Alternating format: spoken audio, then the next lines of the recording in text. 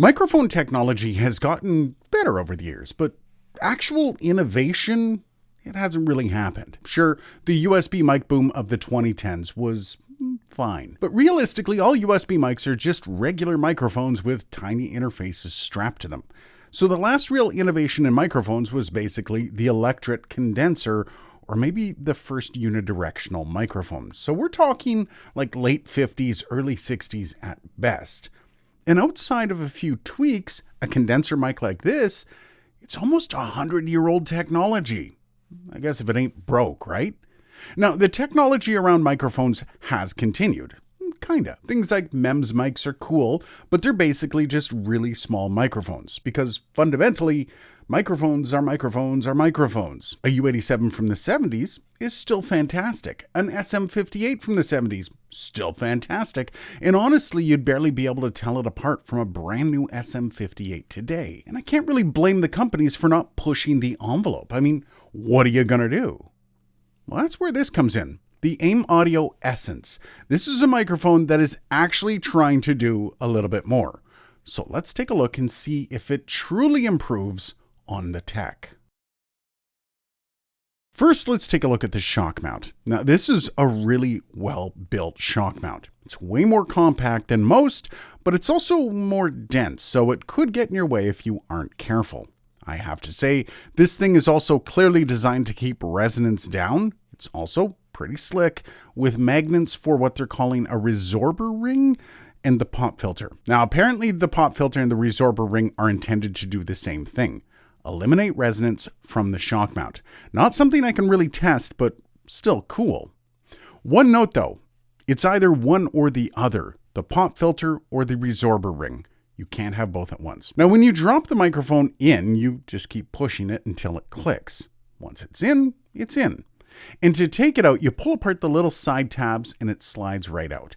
This is a really cool system, and I'm a big fan of that kind of quick release design. Now, as for the mic itself, I absolutely love when companies switch up style. This thing is sleek, clean, and absolutely stands out. The front mesh feels solid. It does have a bit of give, so don't go smashing it. And you can see multiple mesh layers inside, so there's some built-in pop filtering going on. The rest of the body, it's solid. The buttons feel good, they're not mushy at all. And then down at the bottom, you see another mount option, meaning you can hard mount this microphone directly to a stand. I love that. Now, there's also a light, which is a peak indicator. It works with your preamp to show when you're getting close to clipping. You can turn it off, and honestly, that's the first thing I'm doing. But if you're recording something brutally loud, that little light might be your oh shit warning before you hit the pad. Okay, let's talk controls. The top two buttons are as standard as it gets. You have a high pass filter and a pad. The filter is an 80 Hz high pass with a fairly steep roll off. The pad is a minus 10 dB pad, which is solid, allowing the microphone to handle up to 140 dB. Then we get to the big feature. You can choose your output, either transformer or FET. So what's the difference? And this is all coming from their website. The FET, or electronic mode, is cleaner and more transparent. Tends to have a more detailed frequency response. AIM Audio says it also affects transient response, meaning the attack. And we'll test that on an acoustic guitar in just a minute. Transformer mode, on the other hand, is warmer and smoother. And that smoothness is probably what people interpret as softening the transients. And finally, you have that logo button. That controls the lights on the microphone. It looks cool, depending on your taste, I guess. So let's do the output stage comparison. This is in electronic mode, as they call it. And I've been doing the first part of the video up till this point in that mode. And we're going to switch it over to transformer mode. Now you're going to hear that pop, and it moves over to a transformer output. Now, I do have to point out something about how this microphone works. Yes, it is on phantom power, but all 48 volts don't just go to powering the microphone. After you supply phantom power, it charges up, I'm guessing some sort of capacitor, and it takes about 30 seconds, and then the microphone comes to life once everything's charged up. And once you have that charge, you can switch between the transformer and the electronic stage about 3 or 4 times before it has to recharge. That makes it a relatively unusual concept for a microphone, and I gotta say, it's kind of cool. I don't think I've ever seen that. However, this is the transformer, and we're going to move it back to the electronic stage. And here we go with the electronic stage. Let's see if you can hear any difference. Again, this is the transformer stage. And this is the electronic stage. Okay, so here we have the guitar. We're about 12th fret and we have it on the transformer setting. And we're just going to check out to see how much attack this thing gains by going to the electrical setting.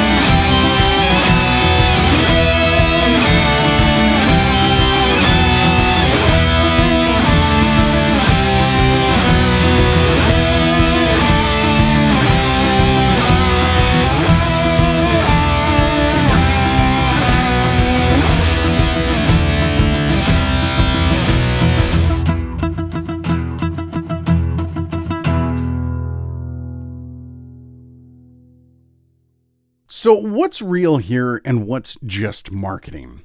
The most of the ideas behind this microphone are actually based in fact, just might be emphasized more than they need to be. Let's start with the transients. The biggest contributor to transient response is the diaphragm, full stop. Other factors like the output stage can have an effect, but it's going to be tiny, it's going to be barely perceptible. If you want true sharp transient response, get a pencil microphone. That's just the truth.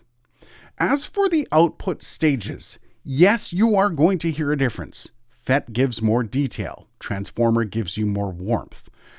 Is it going to be a game changer in your studio? Probably not. But audio nerds are going to love having the choice here. And as we've talked about on this channel, perception plays a huge role in the success of audio gear. Plus, it's not really a break-the-bank feature. So while the marketing is flashy, it's not more hyped than what other brands do. Can say that.